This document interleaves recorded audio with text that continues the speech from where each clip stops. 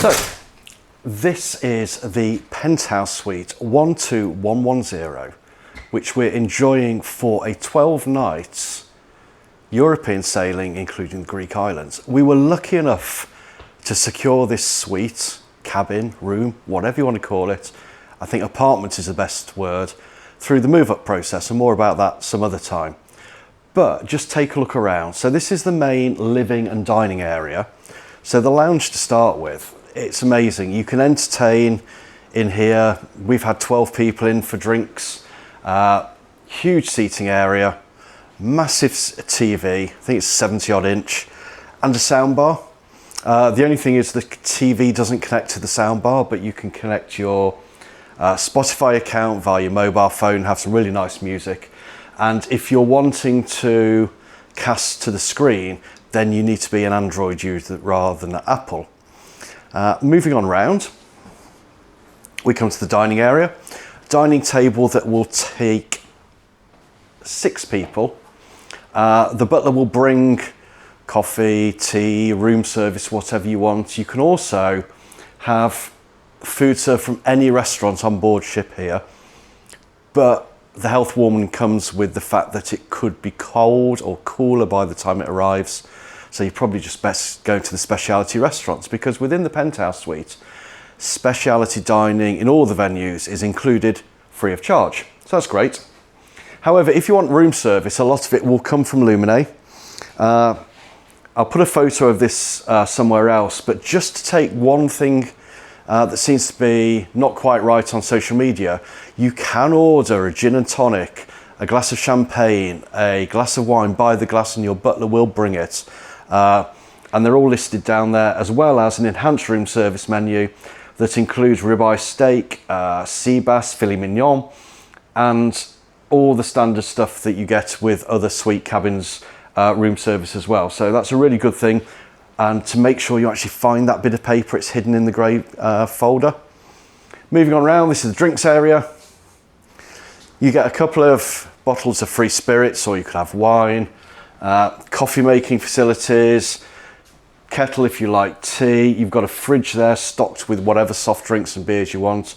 There's another one also there which is stocked again. And then these 2 cupboards are just full of any of the glassware that you'll need for entertaining. So there's nothing you could want for in here, and the butler is really, really good during the day at just popping in and asking if there's anything else you want. The other thing is, if you're traveling in a suite, make sure you've got WhatsApp on your phone, because the quickest and easiest way to get hold of your butler is via a WhatsApp message, and they set that up for you when you come on board. So coming through, it's the main bedroom, and it's stunning. It's a huge bed with as many pillows as you want. You are asked by the pre-cruise concierge how you'd like the cabin set up, and that includes the pillows, the wines and beers you want stocked, and even the pyjamas that you want monogrammed with your initials. So another TV there. And then most importantly, you've got loads of space for getting ready. So, charging points all over the place. There's about 4 of these boxes which take different types of chargers, USB sockets, whatever they may be. There's some near the bed, which are probably the more important ones. For the ladies, dressing table, mirror, hairdryer, jewellery boxes, and then loads of storage space. And over here, lots of space as well. Feedback we've had from some of the ladies who are our friends who are on board, that isn't always deep enough for long cocktail frocks, but hey, I'm sure we can all survive if we're in a penthouse suite with that problem. Coming on round, you have a small conservatory area, couple of seats here. Gives you an amazing place to look out to sea on maybe a cold cruise like Alaska or the fjords. It's not like an infinite veranda window. This doesn't come down, but it just gives you that warm space. And then this is the first of 2 bathrooms that are in the penthouse, because it actually has 2 bedrooms and 2 bathrooms. So you have a jacuzzi, Huge jacuzzi, takes an hour to fill, and our tip is let the butler do it for you, because actually making sure you're filling it when you've got the plug in, because it's an electronic plug, is quite complicated. But you can look out to sea. Just out there at the moment is an MSC ship going past, and you can look down into the conservatory, so really nice. 2 sinks, one on this side of the shower, a huge shower, and look at the size of that rainfall shower head. And you get a separate wand as well, and a seat if you need to sit in the shower. Amazing. And then second sink over here as well, and that sort of matches like the wardrobes, where you've got a his side and a her side, or 2 hises, or whatever it may be. And finally, down this end of the suite, you have the toilet and the bidet and more storage. Anyway, moving back, we go back to the lounge. Of course, slippers and robes, they're all included in the suite as well. There's 3 or 4 telephones around the suite to get hold of your butler and order your alarm calls. And then we go into the spare bedroom. So this suite takes 6 people, 2 in the master bedroom, 2 in the lounge, which converts to a bed, and 2 in the second bedroom, which is as big as a standard cabin in its own right. We've not been using this apart from I asked for the exercise bike in the suite, so this is where we've put it, and that works brilliantly. Bed, and then a way out onto the balcony as well with its own patio doors, so we'll be going out there in a second. Another TV, so the third TV on the suite is in here, and more wardrobes. And if you've got guests who are staying with you, then they have their own safe, their own robes and everything else. So a lot of storage across the suite as a whole. And then going through, finally, until we go out onto the balcony, we have the second bathroom.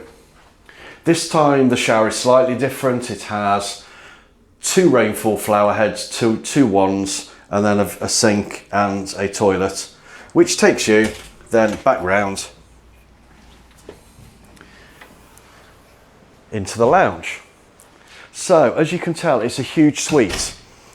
Some people love this and some people don't. And there seems to be 2 points of contention. One is the balcony, which you'll see in a second has an overhang, and then the other is the jacuzzi, because people say the jacuzzi should be on the balcony and not inside the cabin. So for me, the jacuzzi is better inside the cabin, purely for privacy, because as you'll see, the people on the bridge can look all the way down the suites on the outside of the ship. The warmth, particularly in cold weathers, but also the size. The ones we've had on other ships, particularly the Royal Suite on the Millennium and Solstice class, then they've been a lot smaller than this one. So I think there's pros and cons. So anyway, let's go and have a look at the balcony. You've actually got 3 doors onto it, 2 out of the lounge, 1 out of the spare bedroom. And here it is. So you've got a settee, a table. At the spare bedroom end, you've got 2 more very big comfortable chairs and tables. It's huge. You can get lots of people on here. Very different to the other class of ships. But in reality, we've worked out when people come and have drinks with us, people tend to mill in the lounge area anyway. But this is the controversial bit, the overhang. It gives us a lot of shade, so we've never had direct sun on the balcony, which for me is a plus, because I don't like being in the sun all the time. But I know a lot of people think that's a downside because they can't sunbathe on a private balcony. The other downside is the bridge. You can see the bridge, you can see the security cameras, they look straight down, and in fact the first cabin they hit is the penthouse suite. So we quite often are waving to the officers on the deck like this, and they're waving back, but you know you're being filmed all the time. And the other thing which is interesting, if anyone's looking at Iconic Suites, is its balcony. A lot of it is really overlooked.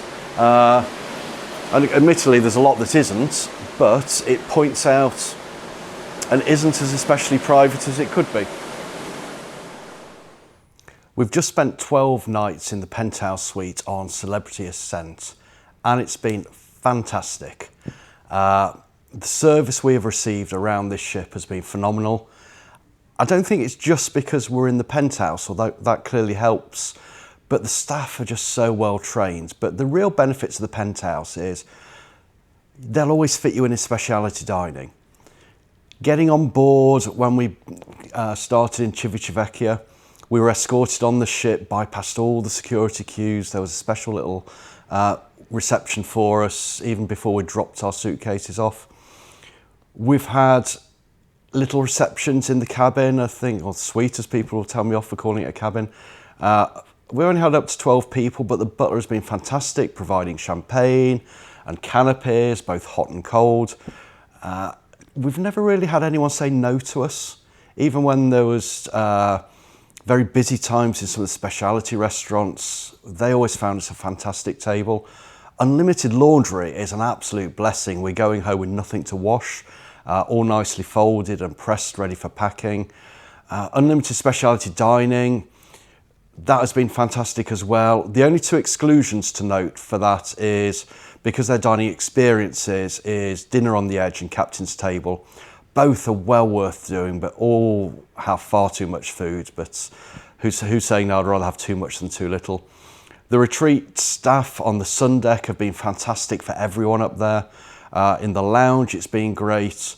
One of the changes that's happened recently for all guests in the retreat is reserved seating in each of the main theatre shows, not just on chic nights. So it's the top right-hand side of deck 5 until 15 minutes before the show starts. The butlers are there waiting for you to put you in some absolutely fantastic seats. So that's really nice. It means you're not rushing your dinner to get to the theatre on time. So a nice little change they've made there. The in-suite dining menu has changed for the penthouse suites. There's now filet mignon and sea bass is all listed there. Although we didn't eat anything from specialty restaurants within the suite, purely because, and I really believe what the butler said, is by the time it arrives, it's probably lukewarm rather than piping hot as it should be. And there's something really special about getting dressed and going out for dinner each evening. So we've had room service in here for breakfast, but no main meals. We were actually on with some friends, and there's the two sets of friends who have never sailed before, and they cannot fault a single thing. And there's been so much stuff online about Celebrity making cuts, indeed all of cruise lines making cuts. You don't really notice anything. Yes, things always go wrong. We've had a couple of little glitches, nothing major, but the way they put stuff right is fantastic. So overall, a mark out of 10 for this cruise on Celebrity is probably 11.